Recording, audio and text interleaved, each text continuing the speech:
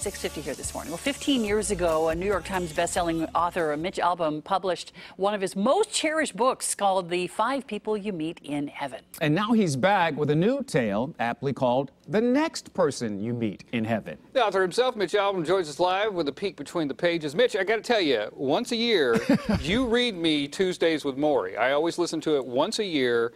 And I usually listen in my car, and then when Maury's voice comes at the end, I pull over because I'm sobbing uncontrollably. Just thought you should know that you and I have a personal relationship that you didn't know about. You're making him very unsafe in traffic, Mitch. He's very unsafe on the road. Yeah, sorry about that. It's all right. Well, thank you for listening every year. We appreciate that. It is an important thing. Let's talk about your new book here, The Next Person You Meet in Heaven. It's a sequel, I guess, to what happened to one of the characters in your other book. Actually, both of them. In the first book, The 5 People You Meet in Heaven, an old man named Eddie dies saving a little girl named Annie from an amusement park accident. A cart is falling, and he pushes her out of the way at the last second, and it strikes him instead. He dies. He goes to heaven and has his life explained to him by 5 people, some of whom he knew and some of whom were just in his life for a minute. And he finds out that this meaningless life that he thought he led as a maintenance man was actually very meaningful and affected a lot of people.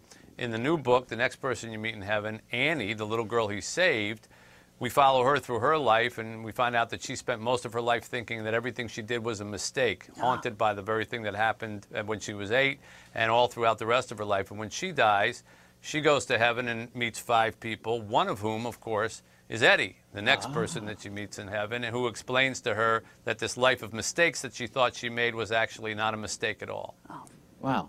Mitch, I have so many questions about the process, how you got to this point. So my question is, did you initially have this all worked out to be a series of books connected to each other? Or after the first one sold so many copies, did a lot of readers come to you and say, what happened to Annie? What happened to Annie? Yeah, it was more the latter. I never really thought in terms of sequels. I've never written a sequel. I didn't invent Harry Potter or Jack Reacher. I'm not that lucky. But no, a lot of people have asked me, you know, the first book, Eddie was supposed to be the first stage of heaven, meeting 5 people. But what happened to the second stage? And what about that little girl? So, yeah, it was mostly reaction to readers asking me. And after 15 years, I figured, well, that's probably long enough. Let's see what happened to them.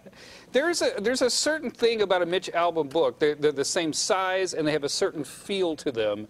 What was that all about? Because early on, you guys had to make that decision, right? Oh, that's intentional? They're nice and small. They're like 5 by 7s. Yeah, there's a funny story about that. That wasn't purposeful. When I wrote Tuesdays with Maury, which was about my time with a true story about my time with a dying professor, it was supposed to be a 300-page book, but I was so green that I didn't even know how you made a 300-page book, so I just typed it up, and I thought it was 300 pages. But then I finished it, and I sent it in, and they called me up, and they said, this is like 180 pages. I said, well, that's all I got. So they said, well, don't worry, we'll just make it a small book. So they made Tuesdays with Maury a little small book, and then every book I've published since has been the same size. So hey, it works. It really goes back to that. It works. It's so cute. Yeah.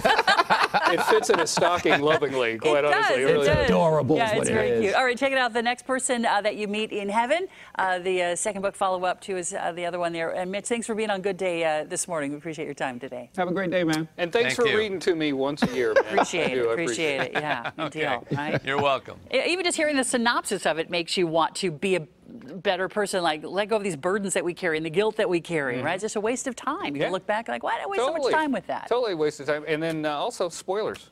Because now well, you know me. Thanks, Mitch. Now we know. You know what? This is what I should have done during that. Oh, okay. I get it. I got it now. I got it now. Okay. Hey, Court, standing by. I got to look at our roadways on this Wednesday morning. Hey, Court. Hey, good morning, guys. A little busy